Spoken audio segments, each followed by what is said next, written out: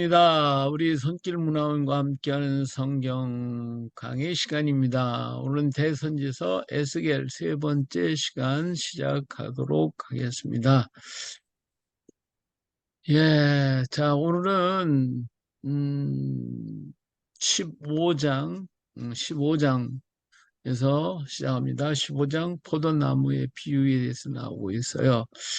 자, 포도나무의 존재의 이유에 대해서 1절부터 5절까지 있는 말씀인데, 포도나무가 다른 나무보다 나은 것이 뭐냐고 질문을 던지고 있죠. 사실은 포도나무는 아무짝에도 쓸모가 없어요. 나무 가지고는 아무것도 만들 수가 없고, 못도 만들 수가 없고, 그런데 더군다나 타다 남은 포도나무를 어디다 쓰겠습니까? 거기에 대해서 지금 말하고 있는데, 이것이 바로 이스라엘, 예루살렘을 얘기하고 있고요. 유대 나라가 망하고 난 찌꺼기들을 어디다 쓰겠는가라고 하는 것이죠. 바로 여기 포도나무는 예루살렘 주민을 얘기하는 것이고, 바빌론에게 멸망을 당하고 나서 거기에 남아 있었던 사람들, 그 사람들이 자기들은 저주를 받지 않았다고, 자기들은 좋은 열매라고 얘기를 하고 있는데, 사실은 전쟁으로 해서 패하고 난 그들을 어디다 쓰겠냐 그 말이죠. 하나님이 저들 대적이 되신다고 그랬고, 그래서 이것을 통해서 하나님을 누구인지를 깨닫도록 만들어 주시겠다. 이들이 황폐하게 될 것이, 땅이 황폐하게 될 것이라고 얘기를 하고 있습니다. 그러므로 예루살렘에 남아있는 사람들은 못된 부하가였고, 또 쓸모없는 고기 덩어리였고, 이런 것들에 대한 쭉 얘기를 했죠. 그래서 그들이 남아있기 때문에 자기들은 복받았다고 그랬지만, 사실은 하나님이 없는 그 땅에 남아있는 그들을 에, 보잘것없이 버려짐을 될 것임을 말씀해 주고 있어요. 자, 16장에 가서 보면 이제 음녀에 대한 비유가 나오겠는데, 이 버려진 여자 아이가 나타나요. 그런데 이 아이를 하나님께서 거두어서 왕으로 만들었다는 거예요. 그랬는데 이 여자가 이렇게 귀하게 되고 잘 되고 나니까 음란을 일삼게 됐다. 하는 것이죠. 바로 여기에서 버려지는 사람이 누구냐면 이스라엘 사람들이에요. 하지만 아브라함은 버림을 받아서 갈대아 우르 땅에서 떠나기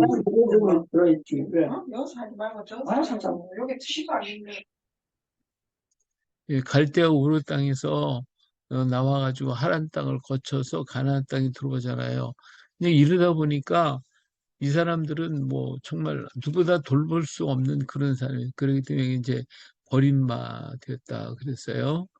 3절에 읽어보니까 주 여호와께서 예루살렘에 관하여 이같이 말씀하셨 내 근본과 난 땅은 가나안이요 내 아버지는 아모리 사람 내 어머니 헷 사람이에요. 예루살렘이 아모리 사람이 살고 헷 사람이 살던 땅이죠. 내가 난 것을 말할 건데 내가 날 때 내 배꼽줄을 자르지 아니하였고 너를 물로 씻어 정결하기도 아니했고 내게 소금을 뿌리지도 아니했고 너를 강보로 싸지도 아니하였나니 이 당시에는 뭐 아무리 사람이 살고 그럴 때에 예루살렘은 아무 누구에게도 뭐 인정받지 못했던 그런 땅이었어요. 그런데 어, 이, 네 몸이 천하게 여겼고 내가 들에 버림받았었다 그러는 것이죠. 그리고 피투성이가 됐고 발짓하는 것을 보고 그리고 너를 들의 풀같이 많게 하였다. 그래서 성장하게 만들었어요. 아브라함을 보내었고 그리고 그 나라를 키웠고 세웠어요. 이것이 바로 예루살렘입니다. 그 심히 아름다웠던 것이었죠. 아름다웠어요. 그래서 그에게 그를 하나님께서 어떻게 했냐면 내가 물로 내 피를 씻어 없앴고 내게 기름을 발랐다고 그랬어요. 그리고 옷을 입히고 물돼지 가죽실을 신기고 배로 두르고 모시로 덧입히고 폐물로 채워 팔걸이 손목걸이를 끼우고 목액을 하여튼 이런 장식을 다 했어요. 그래서 예루살렘이 화려한 도시가 되었죠.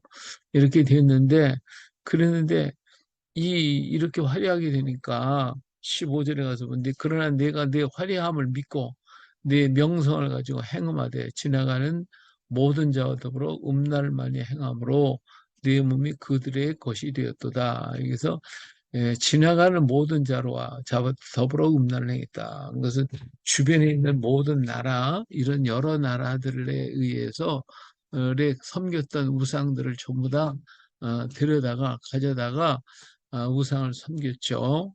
이것이 솔로몬 시대도 그랬고 또 북쪽 이스라엘이 그렇게 됐어요. 17절에 보면 내가 준 금, 은 장식품으로 너를 위하여 남자 우상을 만들었다 그랬어요. 그래가지고 내가 내게 주는 거 가지고 그 우상한테 갖다 주고 음식이 좋은 것들을 다 줬는데 19절에 보니까 또 내가 내게 주어 먹게 한 내 음식물 곧 고운 밀가루와 기름과 꿀을 내가 그 앞에 베풀어 향기를 삼았나니 과연 그렇게 하였느니라 여호와의 말씀이니라. 예. 하여튼 뭐 좋은 것들 하셨는데 그걸 갖다가 하나님께 드리는 게 아니라 어디다가 우상한테 갖다 바쳤다 그 말이죠. 예. 그리고 심지어 어떻게까지 했냐면 20절에 보니까 또 내가 나를 위하여 낳은 내 자녀를 그들에게 데리고 와서 드려 제물로 삼아 불살랐느니라. 내가 내 음행을 작은 일로 여겨서 나의 자녀들을 죽여 우상에게 넘겨 불 가운데로 지나가게 하였느냐. 그렇죠? 예, 이렇게 악을 행했단 말이에요. 이것이 바로 어, 음란한 여인과 같이 행했다라고 하는 것을 말씀해 주고 있습니다. 이들이 행한 모든 죄가 얼마나 악한지 에, 애굽 블레셋 갈대아의 여러 신들을 섬겼고 이런 창기보다 더 악한 창기 같은 예루살렘이 되었다는 것입니다. 창기들은 비록 창기지만 그 사람한테서 돈을 받고 했지만 예루살렘은 자기 것을 갖다 줘가면서 그러면서 우상을 숭배했다 하는 것이죠. 34절에 가서 보니까 자, 33절 사람들은 모든 창기에게 선물을 주거늘 예, 사람들이 창기한테 자기서 선물을 창기한테 주죠. 오직 너는 내 모든 정든 자에게 선물을 주며 네가 이제 다른 사람에게 선물을 주며 값을 주어서 사방에서 와서 너와 행음하게 하니 네 음란함이 다른 여인과 같지 아니함은 행음하려고 너를 따르는 자가 없으며 또 내가 값을 받지도 아니하고 도리어 값을 주므로 그런즉 다른 여인과 같지 아니하냐. 예, 그렇잖아요. 그러니까 다른 장기들은 다 그 사람들한테 사람한테 돈이라도 받았지만 너는 내가 너에게 준 것 가지고 그들을 섬겨가면서 그리고 이런 못된 짓을 했다 하는 것이죠. 그렇기 때문에 하나님께서 그래서 벌하신다라고 하는 것을 35절부터 43절까지 기록되어 있는 것을 볼 수가 있습니다. 자, 그러면서 이러한 악한 것이 내 어머니의 그 딸이다. 44절에 보니까 속담에 말하는 자마다 내게 대하여 속담을 말하기를 어머니가 그러하면 딸도 그러하다 하리라. 그래서 이런 속담이 있어요. 어머니가 그러면 딸도 똑같다. 그 말이죠. 네, 그와 같이 네가 악을 행했다 그러죠. 악을 행했다. 그래서 어, 이 51절에 보면 사마리아는 네 죄의 절반도 범하지 아니하였느니라. 네가 그들보다 가증한 일을 심히 행하였으므로 네 모든 가증한 행위로 네 형 아우를 의롭게 하였느니라. 아, 네가 네 형과 아우를 유리하게 판단하였은즉 너는 네 수치를 담당하리라. 네가 그들보다 더욱 가증한 죄를 범하였으므로 그들이 너보다 의롭게 되었나니 네가 네 형과 아우를 의롭게 하였은즉 너는 놀라면 내 수치를 담당할지니라 그랬어요. 자, 이 말은 뭐냐면 소돔과 소돔보다도 더 악을 행했고 그 다음에 저 예, 사마리아보다도 더 많이 악을 행했다는 거예요. 사마리아, 그러니까 북쪽 이스라엘이 악을 많이 행했잖아요. 근데 악을 많이 했는데 그 죄보다도 너희들이 죄가 더 크다는 것이죠. 소돔과 고모라가 이 음행으로 망했는데 그 죄보다 더 크다는 거예요. 그래서 이 사마리아 죄는 유다의 죄의 절반도 범하지 않은 걸 보니까 오히려 사마리아가 더 의롭게 되었다라고 이렇게 말을 하고 있는 것이죠. 이만큼 악을 행했다는 거예요. 그래서 정말 안타까워하고 있는 하나님의 모습을 보면서도 하나님 뭐라고 얘기하시면 너하고 세운 언약을 나는 기억한다는 것이죠. 60절에 보니까 그러나 내가 너희 어렸을 때에 너와 세운 언약을 기억하고 너와 영원한 언약을 세우리라. 하나님의 언약은 피하시지 않거든요. 하나님 한번 약속하셨으면 그 약속을 이루시는 하나님이기 때문에 하나님은 그 영원한 약속을 기억하고 그래서 그들로 하여금 하나님의 미심을 알도록 하게 만드신다는 거예요. 그래서 이런 것들을 보고 자기 자신이 부끄러웠다는 것을 자기 자신이 부끄럽게 행했다. 자, 마지막 절 보면 그랬지, 63절. 이는 내가 내 모든 행한 일을 용서한 후에 네가 기억하고 놀라고 부끄러워서 다시는 입을 열지 못하게 하려 함이니라. 여호와의 말씀이니라. 근데 유대 백성들이 자기가 의로서 자기들이 뭐 잘났다고 떠드는데 이제 하나님께서 그들을 갖다가 하나님 언약을 기억하고 그들을 구원할 건데 그러면 그들이 자기들이 행한 것이 너무 부끄러워 가지고 말조차도 하지 못하고 부끄러워 할 것이다. 입을 열지도 못할 것이다. 그렇게 만들 것이라고 말씀하고 있습니다. 하나님은 이스라엘 유대 민족들이 이렇게 악을 행하는 것을 보시고 정말 안타까워하고 계시는 모습을 볼 수가 있겠죠. 그래서 하나님은 언약의 하나님이고 한번 언약하신 것은 반드시 지키시는 하나님이시다 하는 것을 알 수가 있습니다. 자, 17장으로 넘어가면요. 독수리와 포도나무에 대한 비유가 나옵니다. 첫째로는 화려하고 날개가 크고 깃이 길고 털이 숱한 큰 독수리가 나타나죠. 이 독수리가 어디냐면 바벨론을 얘기해요. 바벨론, 바벨론이 심은 포도나무. 어, 리비는 레바논의 백향목 높은 가지를 꺾었다. 그래서 가나안 옥토에 심었다. 그리고 여호야긴 왕을 데리고 가고 시드기야 왕으로 삼았어요. 다시 말하면 여호야긴 왕 때에 어, 쳐들어왔죠. 1차 포로가 됐고 그다음 2차 포로 때 이제 여호야긴 왕이 항복을 했기 때문에 여호야긴을 데려가고 시드기야 왕으로 삼았어요. 다시 말하면 이제는 그 바빌론이 와서 반영하지 말아라 세 가지 새로운 백향목을 여기다 심어놨어요. 그랬으면 끝까지 바벨론을 순종하고 따라가야 할 것 아닙니까? 그런데 바벨론에 순종하면 유다는 다시 번성할 것인데 그런데 3년 만에 저 시드기야 왕이 배반을 하죠. 그 망하게 됐어요. 이런 거 교만에서 비롯된 것인데 시드기야 왕은 주변에 있는 여러 나라와 연대를 해가지고 바벨론을 공격하자, 바벨론을 막자 이렇게 하면서 바벨론을 막게 되었거든요. 자, 그래서 여기 보니까 날개가 크고 털이 많은 큰 독수리에 대해서 나왔는데 이건 애굽을 가리킵니다. 이 포도나무와 이 독수리를 의지했다는 거죠. 그러니까 바벨론이 심은 나무인데 바벨론이 심고 갔거든요. 이 시드기야를 세웠는데 그런데 이 시드기야 왕이 바벨론을 배반하고 애굽을 더 의지하고 주변의 나라와 연대를 했단 말이에요. 그래갖고 여기 그 날개가 크고 털이 많은 큰 독수리는 애굽인데 이 포도나무가 유대 민족이 독수리를 의지한다 이거예요. 그러니까 어떻게 해요? 어, 마침내 이 포도나무의 뿌리가 뽑혀볼 것이고 동풍으로 말라지리라. 이게 바벨론에 의해서 공격을 당해서 완전히 망할 것이라고 하는 것에 대해서 말씀해주고 있습니다.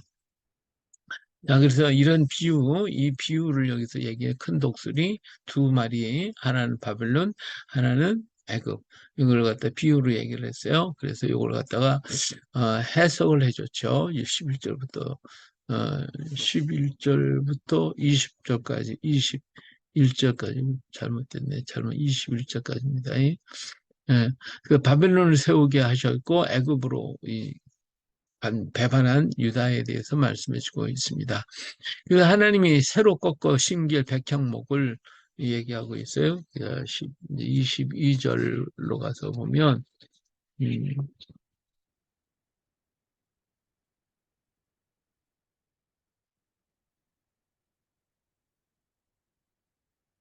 주 여호와께서 이같이 말씀하시되 내가 백향목 꼭대기에서 높은 가지를 꺾어다가 심으리니 내가 그 높은 새 가지 끝에서 연한 가지를 꺾어 높고 우뚝 솟은 산에 심되 이스라엘 높은 산에 심으리니 그 가지가 무성하고 열매를 맺어서 아름다운 백향목이 될 것이요 각종 새가 그 아래 깃들일 것이며 그 가지 그늘에 살리라. 들의 모든 나무가 나 여호와는 높은 나무를 낮추고 낮은 나무를 높이며 푸른 나무를 말리고 마른 나무를 무성하게 한 줄을 알리라. 나 여호와는 말하고 이루느니라 하나. 예, 이제 이렇게 해서 바빌론에 망하고 다 망해버리는 유다 민족. 그래서 백향목이 이제 아무 쓸모가 없는 그 됐는데 하나님이 새로운 백향목을 꺾어다가 여기 보니까 이 백향목 꼭대기 높은 가지, 그러니까 마지막 뒤 조금 남은 거 이스라엘의 구루터기 같은 그 다시 꺾어다가 심어놓는 거예요. 그 민족이 끊어지지 않는다는 것이거든요. 민족을 버리지 않겠다. 그래서 그 언약을 생각하시고 새 가지를 꺾어서 거기 심었더니 그 나무가 점점 커가지고 음, 높고 푸른 나무, 이런 큰 나무가 되게 만들게 되었다. 그래서 여기 보니까 들의 모든 나무가 나 여호와는 높은 나무를 낮추고 낮은 나무를 높이며 푸른 나무를 말리고 마른 나무를 무성하게 하는 줄을 알리라. 그러니까 푸른 나무들은 열방의 세계 강한 나라들이 다 망하고 마른 나무 다 죽은 같았던 이스라엘이 회복이 될 것임을 말씀해 주고 있죠. 이 일을 누가 했냐? 하나님이 하셨다. 그 말이에요. 예, 그래서 하나님은 언약하셨으면 반드시 그 언약을 이루시는 하나님이셔요. 그래서 세 가지를 꺾어가지고 이렇게 했노라고, 하겠노라고 우리 하나님께서 말씀해주고 있습니다. 18장으로 넘어가면 아버지와 아들에 대한 또 비유가 나와요. 아버지의 죄와 아들의 의가 있어요. 이 속담에 이제 1절부터 1절에 보니까 뭐라 했어요? 2절에 너희가 이스라엘 땅에 관한 속담에 이르기를 아버지가 신포도를 먹었으므로 그의 아들의 이가 시다고 함이 어찌 됨이냐. 그러니까 아버지가 신포도를 먹었는데 아들의 이가 시대요. 이런 속담이 있었어요. 그런데 이게 무슨 말이냐? 어떻게 그럴 수가 있냐? 그거죠. 하나님께서는 다시 얘기하는 거예요.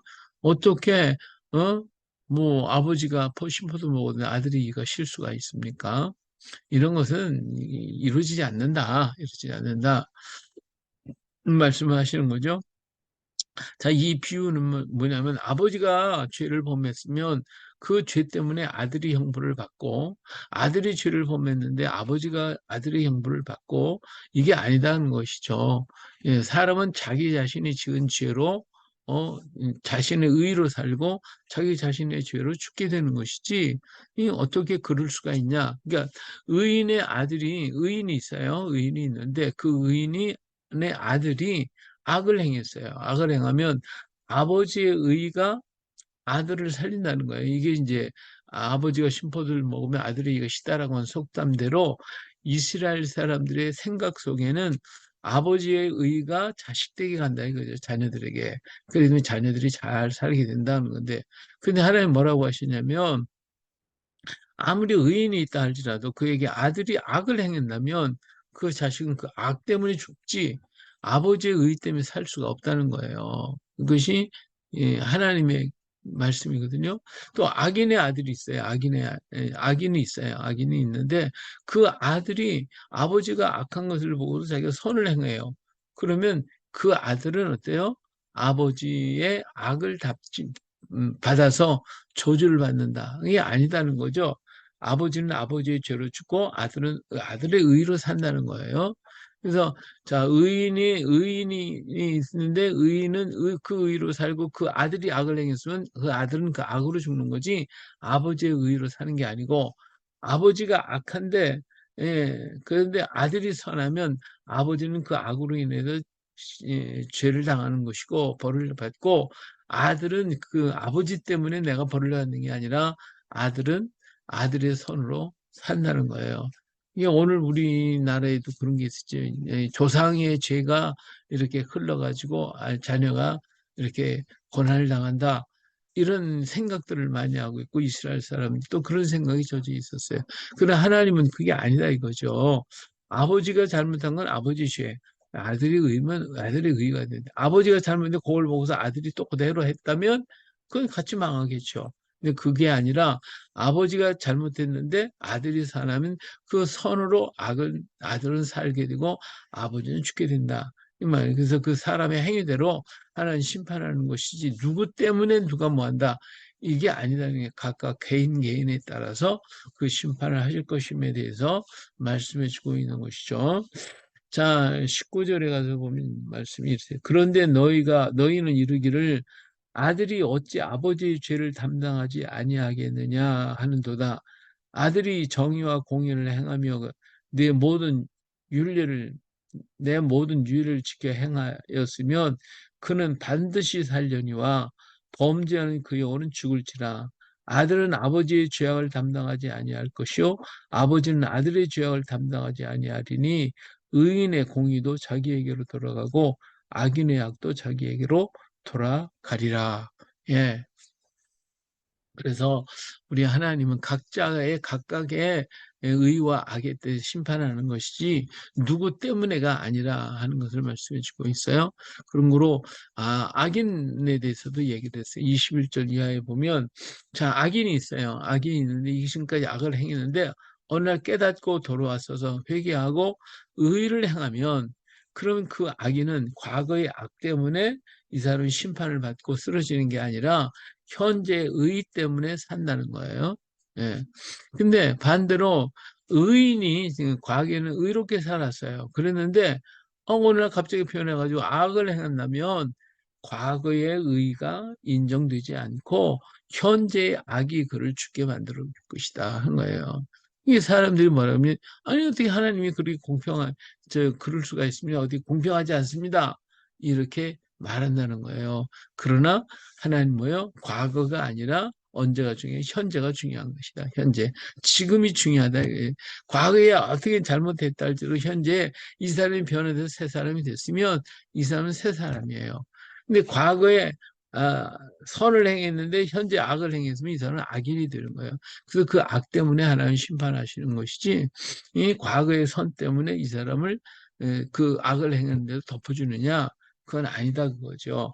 예. 그래서 이것에 대해서 이스라엘 사람은 하나님 공평하지 않다 이렇게 얘기한다는 거예요.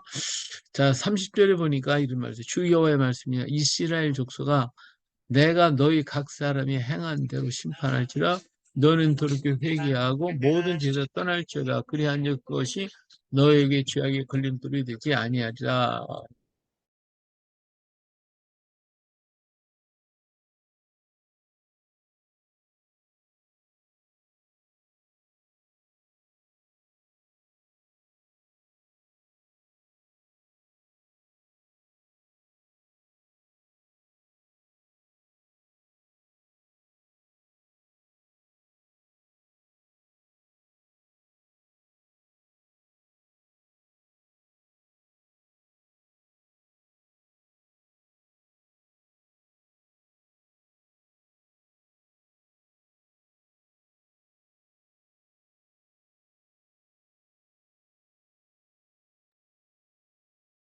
예, 그렇기 때문에 하나님은 어떤 하나님이에요?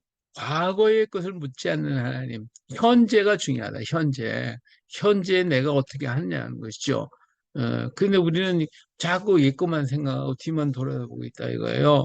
그래서 우리 하나님은 아무리 악한 죄인이라도 오늘 회개하고 돌이키면 그 의의를 가지고 그 사람이 더 큰 일을 할 수가 있는 거거든요. 과거에도 보니까 옛날에 뭐 노예 장사를 했던 그런 사람들이 변화돼 가지고 정말 새로운 일 역사를 하나님을 위해서 일했던 사람들, 또 사형원도를 받았던 사람이 변화돼 가지고 나와서 더 큰 일을 했던 사람들, 이런 역사들도 굉장히 많거든요. 그러니까 하나님은 과거의 그 사람이 잘못한 것보다는 현재의 하나님, 현재의 그가 무엇을 하고 있는가가 중요해요. 아무리 과거에 의를 행했다 하더라도 지금 못된 짓 하면 어떡하겠어요. 하나님께서 어때요? 결국은 하나님께서 그를 가만히 안 두시고 징계하시겠다라고 분명히 말씀하고 계십니다. 할렐루야. 예. 자, 그 다음에 19장에 가서 먼저 애가가 나옵니다. 이 암사자와 이제 새끼 사자에 대한 얘기가 있는데, 암사자에게 이제 두 새끼 사자가 이제 나타나요. 예, 여기 보니까,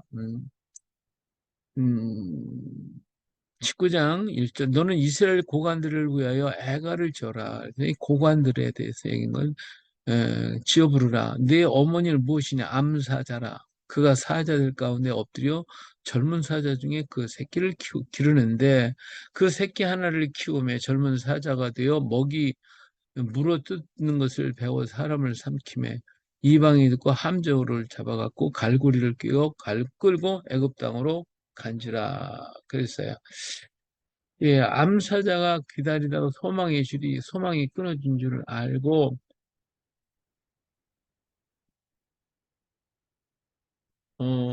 그 새끼 하나를 또 골라 젊은 사자를 키웠더니 젊은 사자가 되면 또 여러 사자 가운데 왕래하며 먹이를 물어뜯는 것을 배워 사람을 삼키며 그의 궁궐들을 헐고 성읍들을 부수니 그 우는 소리로 말미암아 땅과 그 안에 가득한 것들이 황폐해진지라.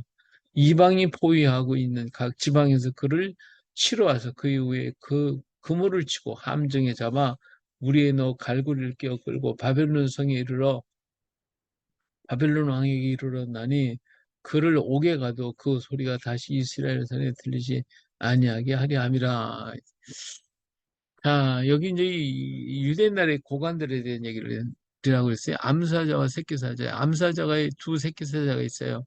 근데 애굽에서 한 새끼사자를 잡아갔는데 뭐 거기 소망이 없는 거예요. 이제 끝난 것이죠.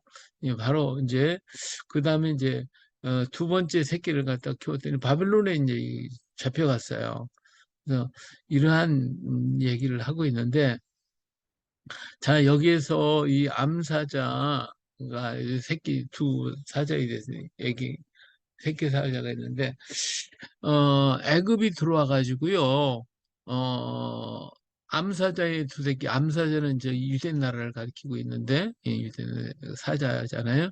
근데 그 새끼 한 마리는 누구를 말냐면 여호아하스예요. 여호아하스가 애굽에 잡혀가 가지고 애굽에서 결국은 죽게 돼요.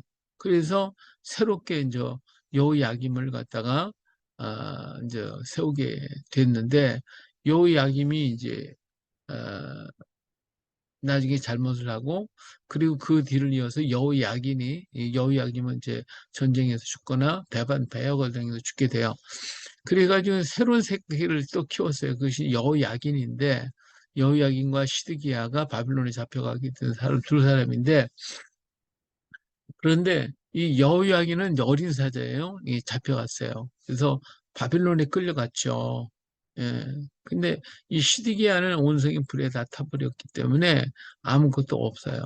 그래서 이제 그러한 모습을 말해주고 있죠. 그러니까 애굽에 잡혀간 사자는 여호와스, 그는 거기서 죽어요. 근데 바벨론에 잡혀간 자는 여호야긴 왕을 나타내고 있죠. 자, 이게 예, 그 다음에 이제 그 두 사자에 대한 얘기하고 그다음 포도나무의 비유에 대해서 얘기해요. 자, 무성한 포도나무가 뽑혔어요. 10절과 12절에. 그러니까 근데 광야의 메마른 곳에 심겨진 나무에 대해서도 얘기하죠. 근데 이 나무마저 불에 탔다 그랬어요. 자, 10절 가서 읽어볼까요? 그러면 내가 그들을 애굽 땅에서 나와서 광야에 이르게 하고 사람이 준행하면 그로 말며 삶을 얻을 내 율례를 주며 내 규례를 알게 하였고 또 내가 그들을 거룩하게 하는 여호와인 줄 알게 하였고 내 안식일을 주어 그들과 나 사이의 표징을 삼았노라. 그렇죠? 여기서 보니까 이 포도나무가 뭐예요? 누구예요?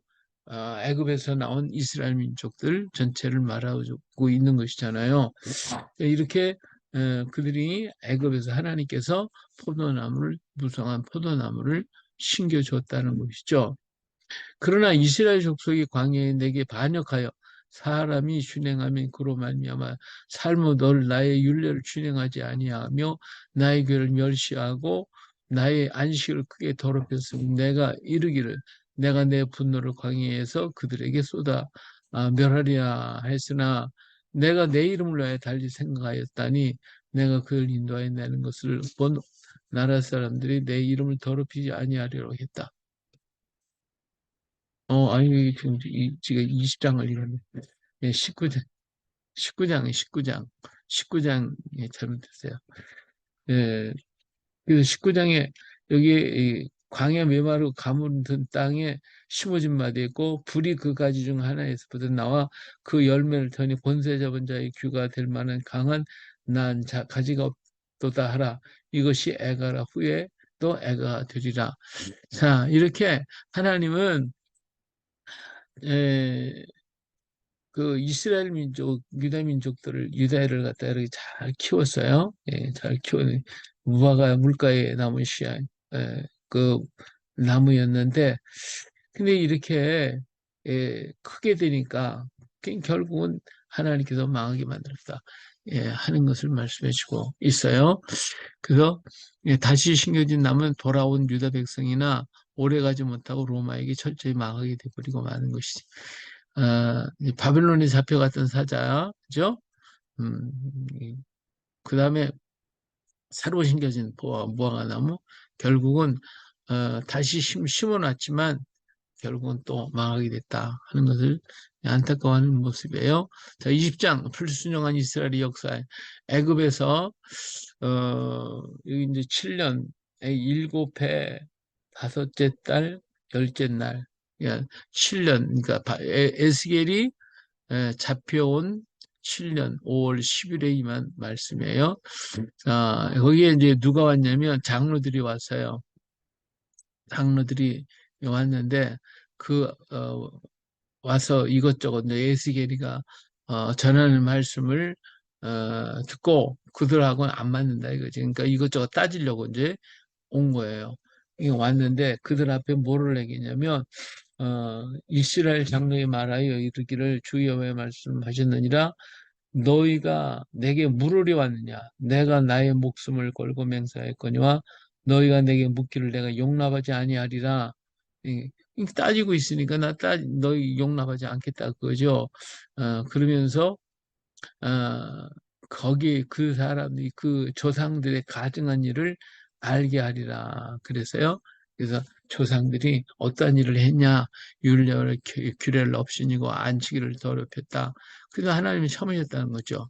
근데 하나님의 언약을 통해 여러 민족을 흩트리라고 하셨는데 그랬는데도 그들은 하나님 말씀을 듣지 않고 결국은 가나안 땅에서 우상을 섬겼고 그래서 하나님의 분노로 됐을 것이고 그래서 하나님께서 그들을 아, 멸하실 것임에 대해서 말씀하셨죠. 자 여기 보니까 34절 가서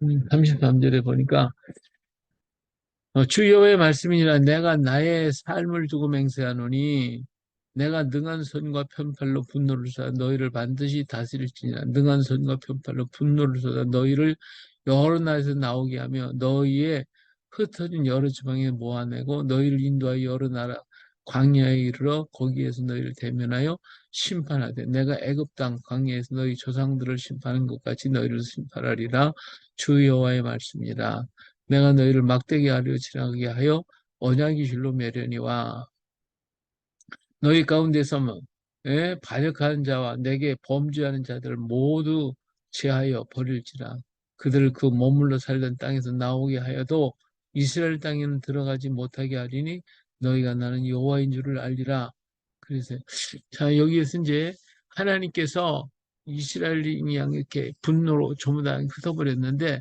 근데 하나님이 이렇게 다 흩어버린 그들을 다시금 불러낸다는 거예요. 불러내서 나는 다 돌아오는 게 골라서 이렇게 불러오게 되는데 마치 뭐라 하냐면 막대기 아래로 지나가게 지나가게 하면 언약의 줄로 맨다고 37절에 말씀했거든요. 요 말씀이 뭐냐면 이스라엘 사람들이 하나님 앞에 양을 갖다가 11조를 드리게 되는데 11조를 바칠 때 그 양들을 막대기 안에 이렇게 놓고 그 밑으로 지나가게 해요.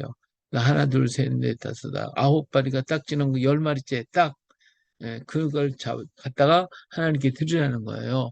그러니까 사람이 그렇게 하지 않으면 이것저것 골라가지고 못된 거, 잘못된 거만 갖다가 하나님께 드릴 거니까 그렇게 하지 말라는 거예요. 네가 골라서 드리지 말고 무조건 양들을 지나가게 하다가 하나, 둘, 셋, 넷, 다섯, 아홉, 그다음에 열자는 딱 잡아서 이렇게 하나님 앞에 바치라는 것이죠. 이렇게 하나님께서 흩어진 백성들을 이렇게 하나님이 골라내시겠다는 골라내서 돌아오게 만들어 주실 것이다. 그래서 그들에게 어때요? 그들이 돌아와서 40절에 보니까 주의 말씀이나 이스라엘 온 족속이 그 땅에 있어서 그 내 거룩한 산 곧 이스라엘의 높은 산에서 다 나를 섬기리니 거기에서 내가 그들을 기쁘게 받을지라. 거기서 너희 예물과 너희가 드린 첫 열매와 너희 모든 성물을 요구하리라. 그래서 그들이 돌아와서 예배할 날이 올 것이고 이것을 바로 예루살렘이 향한 예언의 말씀이시다라고 하는 것을 얘기해 주고 있습니다. 자, 근데 여기 보니까 와요. 이스라엘 장로들이 마음에 뭐를 가지고 있어요? 우상을 품고 있어요. 그래서 에스겔에게 와서 따져 묻습니다. 그리고 거기에 대해서 이제 들으려고 온 거예요. 예. 왜냐하면 그들은 거짓 선지자들과 어, 그 에스겔은 거짓 선지자들이 많은 선지자들이 있었어요. 근데 이 선지자들이 거짓 말을 해요.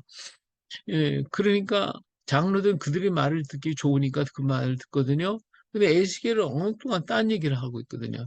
그러니까 그 말을 거짓 선지자들에게서 들은 말을 가지고 에스겔에 와서 따지려고 하는 거죠. 근데 이 장로들도 은 거짓 선지자 말을 들은 것으로 끝나면 또 괜찮은데 그게 아니라 자기들의 마음속에 뭐가 있어요? 우상 숭배하는 마음을 그냥 가지고 와서 따지고 있는 거예요. 따지려고 한다는 말이에요. 근데 이렇게 따지려고 온 그들한테 다른 얘기 못하게 하고 너희들이 조상들이 죄를 통해서 지금 저들이 그 조상들이 지은 죄 그걸 깨닫고 돌아왔으면 하나님 있잖아요.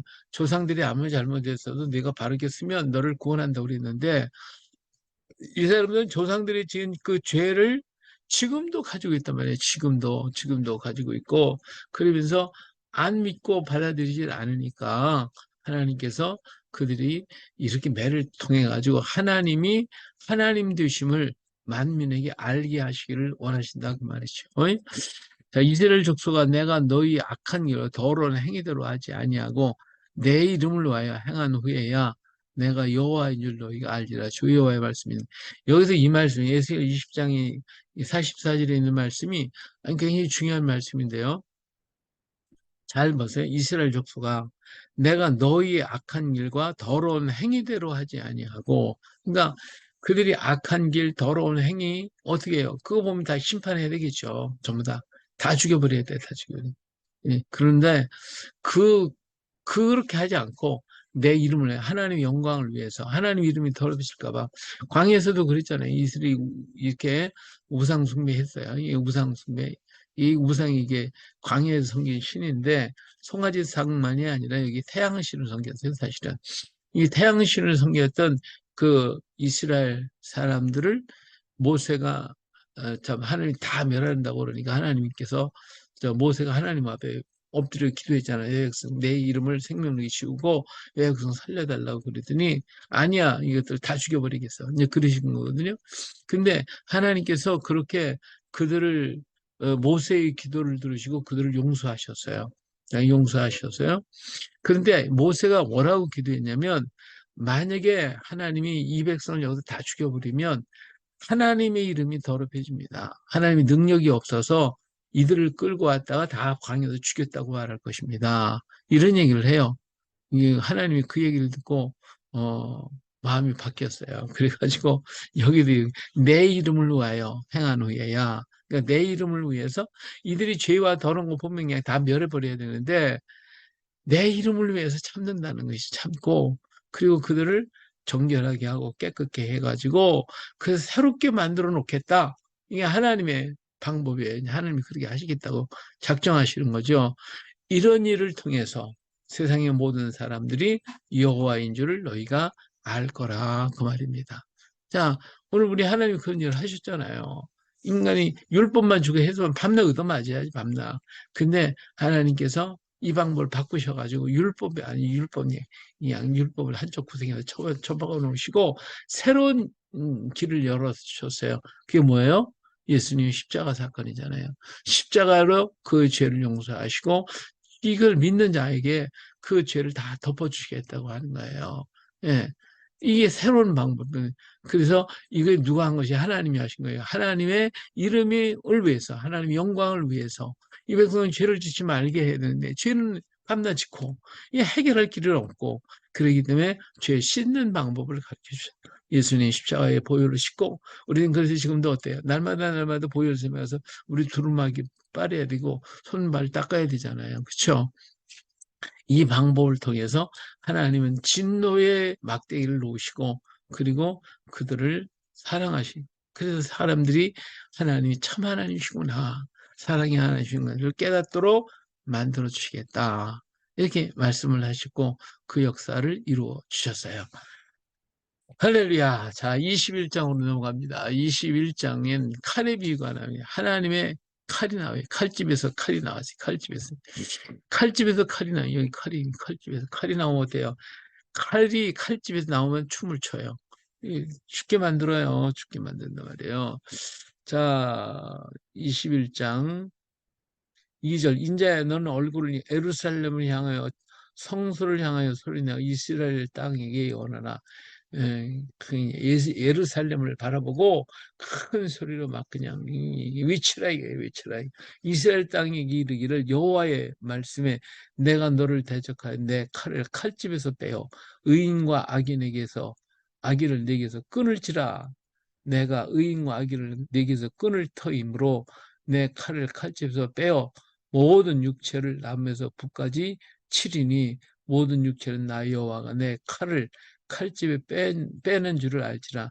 칼이 다시 꽂히지 아니하리라 하시다라. 인자의 탄식하되 너는 허리를 끊어지듯 탄식하라. 그들의 목젖은 슬피 탄식하라. 그래서 자 보세요. 하나님께서 칼을 칼집에서 뽑겠다. 이거 다 멸하시겠다. 다 죽이겠다는 얘기잖아요. 근데 보니까 남쪽에서 북쪽까지, 남쪽이 어디 있어요? 이스라엘을, 자, 유대 나라가 남쪽에 있잖아요. 북쪽에 이스라엘.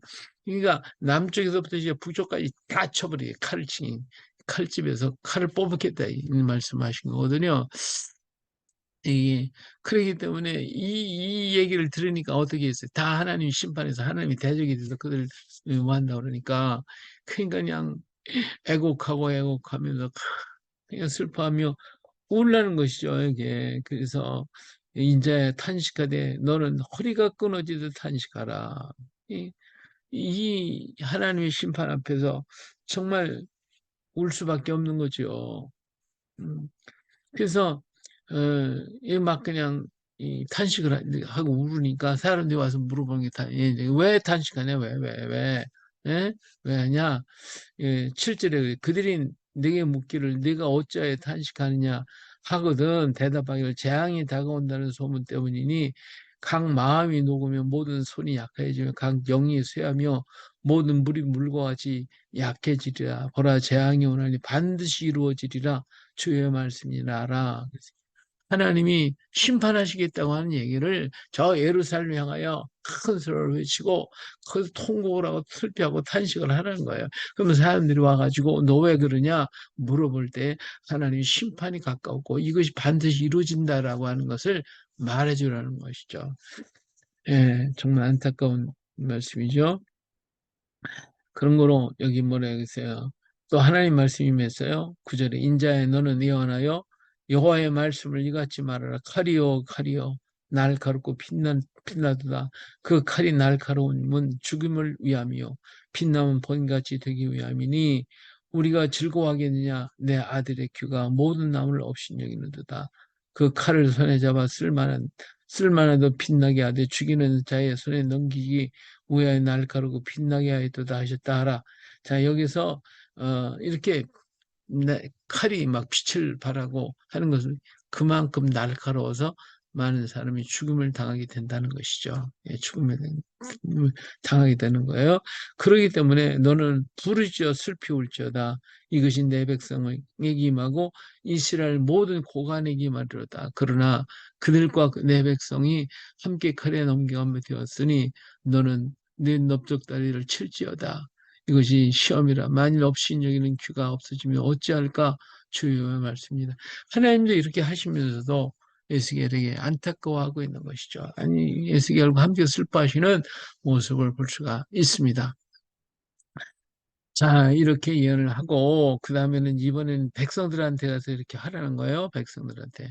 그리고 어디로 가냐면 예루살렘과 시드기야 왕한테 찾아가서 얘기하라는 거예요. 24절, 27절까지 있는 말씀을 보면 예, 이제 예루살렘은 이렇게 망할 것이고 왕도 망할 것이다. 왕관이 벗겨질 것이고 그리고 멸망을 당할 것이다. 24절부터 27절에 있는 말씀 그죠?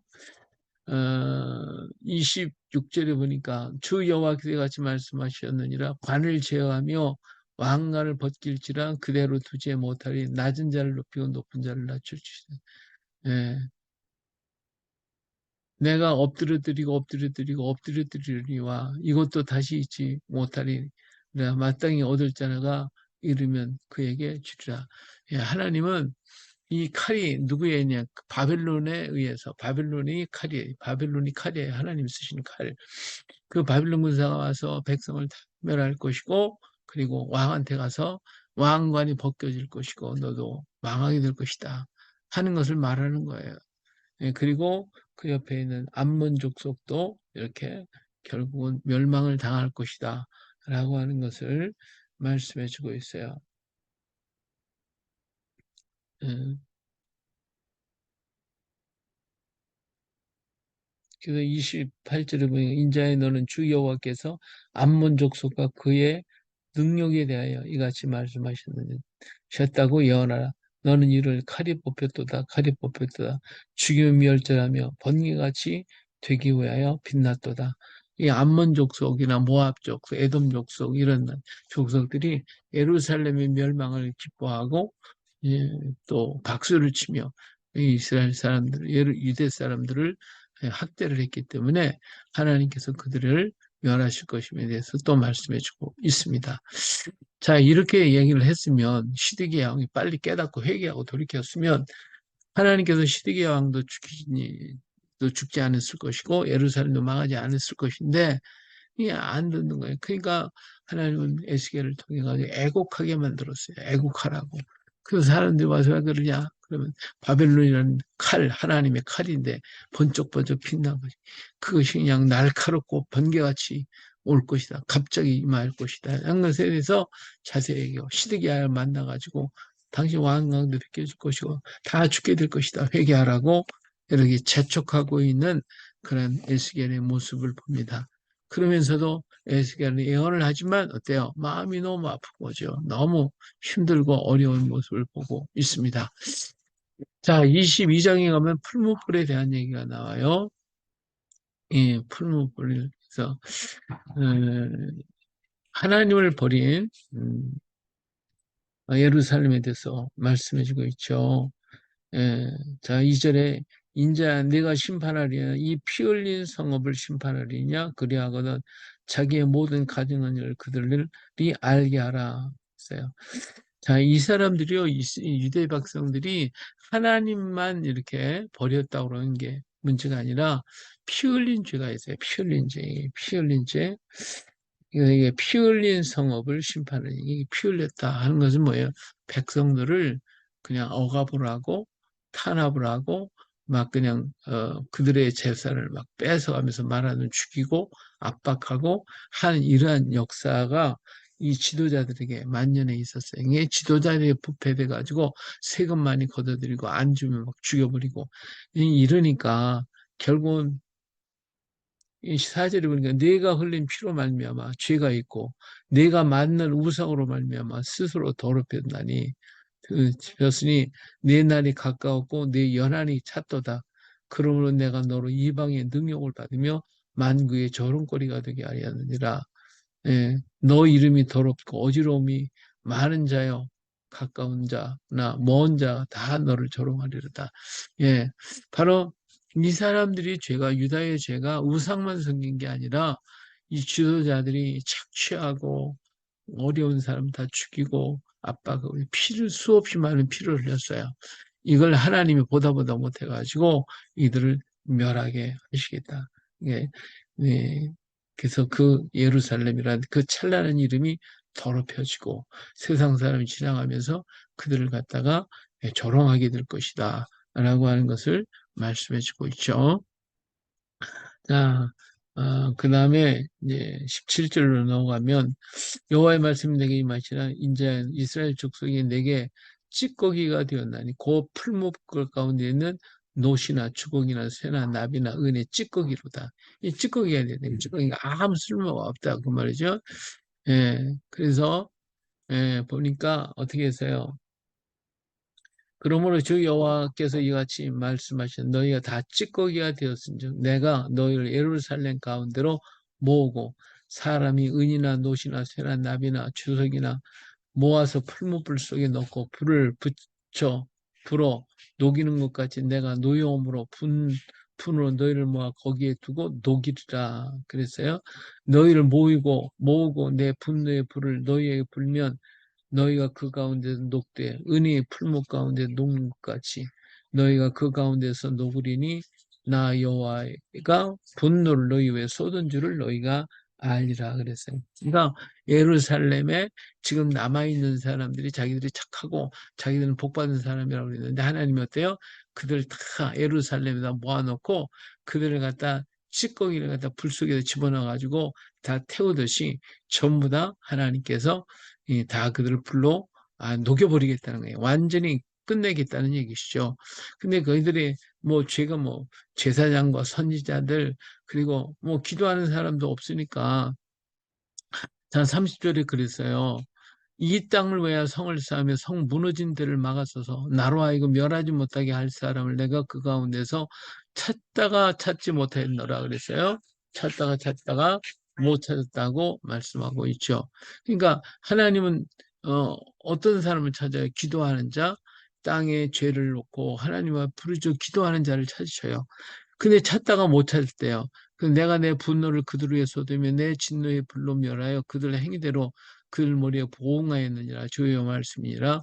기도하는 자가 없어. 그렇기 때문에 망하게 한다는 것이죠. 예, 땅에는 언제나 죄가 있고 또 이런 많은 악들이 있는 것이 우리가 사는 땅이에요. 그런데 중요한 것은 그것을 보고 아파하고 그것을 놓고 기도하고 부르짖는 자가 있다면 하나님은 그들을 보고 그 당을 용서하셔요. 그러나 그렇게 그것을 놓고 기도하는 자가 없다면 그 성은 망할 수밖에 없는 것이죠. 그래서 우리나라가 그래도 소망이 있는 것은 이렇게 수없이 많은 문제가 있고 정치인들의 하는 짓들을 보면 뭐 이건 도저히 뭐 말도 할 수가 없어요.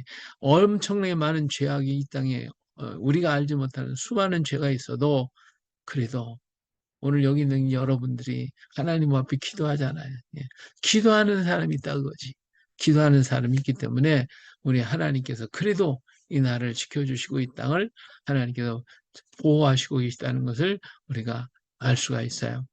자, 하나님을 잊어버리고 찾아온 범죄는 하나님을 버리고 그리고 우리 안에 찾아온 인간 중심의 세상을 만드는 게 오늘날 세상이잖아요. 자, 하나님을 잊어버리고 찾아온 범죄, 인간 중심, 자기 중심이 되어서 악을 행하되 가책이나 깨달음이 없어요. 하나님이 있어야 죄를 죄로 알게 되고 하나님을 잃어버리면 쓰레기가 되어서 용광로에 태우고 만다는 것이 오늘 22장에 있는 말씀입니다. 그러니까 하나님이 계셔야 하나님 말씀이 있고 율례가 있고 법도가 있는 거예요. 그래서 율법을 주신 이유가 뭐예요? 죄를 죄로 알게 하기 위해서 하나님이 법을 주셨거든요. 근데 하나님이 없어요. 그럼 말씀도 없어져요. 그럼 누가 남아요? 나만 남아. 인간만 남아. 인간이 남으면 자기 중심이 되기 때문에 자기가 악을 행하더라도 가책이나 깨달음이 없어요. 예, 이게 죄다. 이거 알지를 못한다는 거예요. 예, 그러나 하나님이고 말씀이 있어야 죄를 죄로 알게 되는 거예요. 그래서 율법이 오늘날도 존속하는 이유가 뭐냐? 죄를 죄로 알게 하기 위해서. 그런데 죄를 죄로 알지 못하면 그 민족은 뭐예요? 쓰레기가 돼요. 쓰레기가 돼. 아무 쓸모가 없네. 녹 같다. 녹이 됐네. 그래서 용광로에 넣어 태워버리고 말겠다. 하나님이 심판하시게 말겠다 하는 것이죠. 이스라엘 민족이 자기의 죄를 갖다가 그렇게 악을 행하고 피를 흘리고 우상을 숭배하는데도 몰라. 왜? 하나님 말씀 잊어버렸으니까. 그것을 안타까워하시고. 근데 이 하나님 말씀을 붙잡고 기도하고 우는 사람이 있다면 그러면 그래도 소망이 있는 거거든요. 그들에게는 다시 한 번이나 돌아올 길이 있는데 그게 없다. 그러면 아예 소망이 없는 거예요. 그러기 때문에 하나님이 그들을 다 멸하시겠다. 이렇게 말씀하시는 것이죠. 자, 오늘 우리가 하나님 말씀을 붙잡는 게 얼마나 중요하고 그 말씀 붙들고 이게 죄인데 죄다라고 하는 깨닫고 죄라는 것을 알고 기도할 수 있다는 것이 이민족의 소망이고 오늘 우리가 해야 할 일이다라고 하는 것이죠. 할렐루야. 예.